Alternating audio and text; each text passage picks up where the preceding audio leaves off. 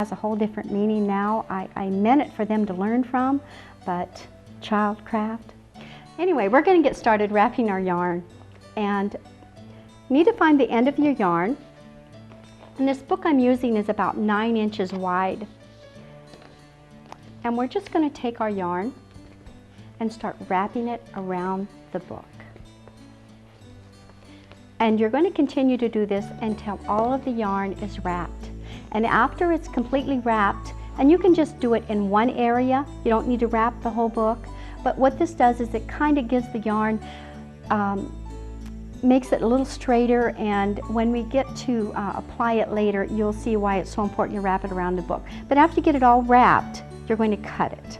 And this is nice and straight, as you can see. And to make the mop hair, we're going to use it just as it is. We're going to take a couple of the strands, and we're going to find the center of our yarn, and we're just going to tie a knot as tight as we can, and tie it one more time. And this is all you need to do to prepare the yarn for the doll. And we're going to take it and sit it right on top of the doll's head, just like this. We're going to be using our long sculpting needle with 4 strands of thread, and we're going to knot the end. We're going to begin by going in at the very top of the head and coming out the back, just like that. And what we're doing here is just securing the yarn onto the top of the doll's head, and we're going to use all the thread that's in this needle to do this. And pull it tight as you go. Don't worry about tearing the material because it's going to be covered with the yarn here.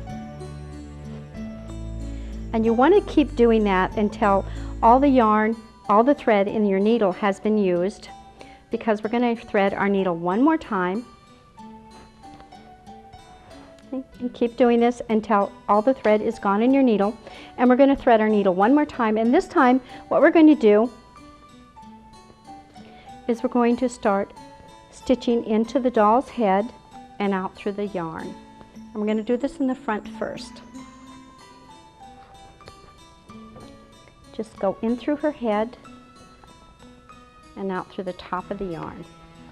Try to stay close to where you tied your yarn together with the other yarn so it's in the center, and just stitch into the head, pull it out, and make sure you pull it tight each time because you want this to be very secure. And do that several times in the front.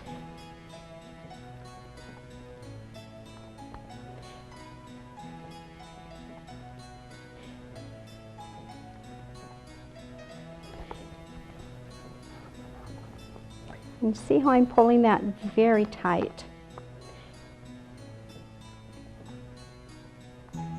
And this is why this long needle is so great, not just for sculpting the dolls, but for attaching the hair.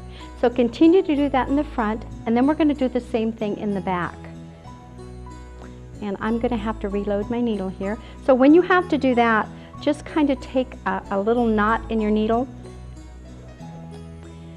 and don't cut your thread short, just leave it hanging, because if it matches your hair, it's not going to matter. We're going to do the same thing in the back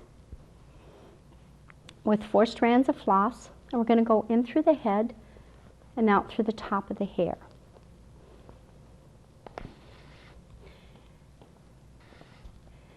You want your yarn hair to be very secure in the doll's head, because you can wash your dolls, and even with the yarn hair, they still look great.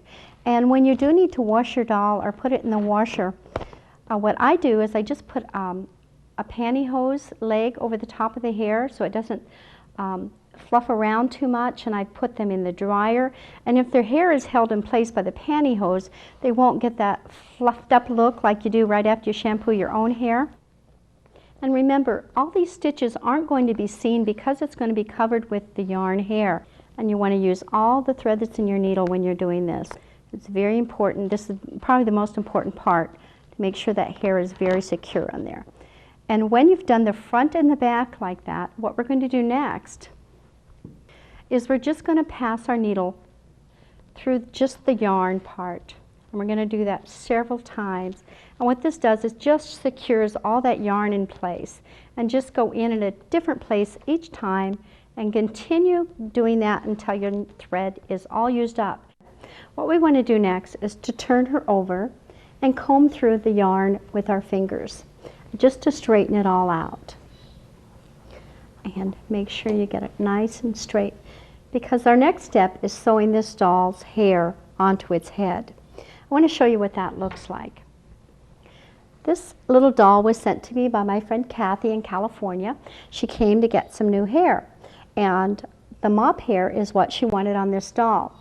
And after I sew it on and through the center there, what we're going to do next is to secure it down to the hairline. So when you turn your doll upside down, she doesn't look like she's bald.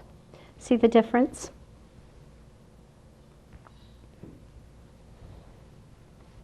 We're going to take our disappearing pen and we're going to draw a hairline on our doll.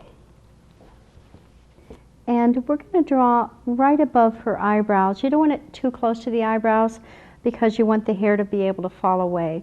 And we're going to continue all the way around to the sides of the hair. Just imagine what your hairline looks like and do that with your doll. And we're going to continue all the way around her head, just like that.